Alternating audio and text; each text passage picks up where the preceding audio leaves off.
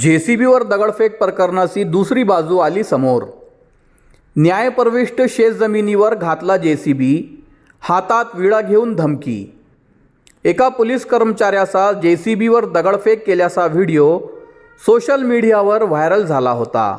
या प्रकरणाची आता दुसरी बाजू देखील समोर आली असून बुलढाणा शहर पोलीस ठाण्यात परस्पर विरोधी तक्रारीवर एनसी दाखल झालेली आहे।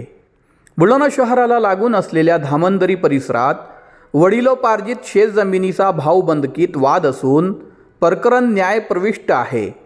असे असताना हर्षवर्धन जाधव यांनी मिलिंद जाधव यांचे तारकुंपण तोडून वादग्रस्त जमिनीत 6 डिसेंबर रोजी जेसीबी आणला होता।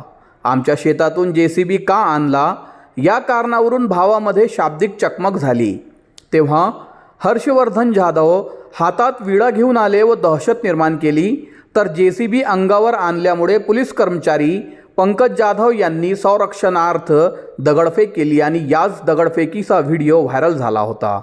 बुलढाणा शहर पोलीस ठाण्यात पंकज जाधव यांच्या तक्रारीवर हर्षवर्धन लक्ष्मण जाधव, प्रमिला हर्षवर्धन जाधव, करण हर्षवर्धन जाधव आणि जेसीबी चालकाविरोधात एनसी दाखल करण्यात आली आहे।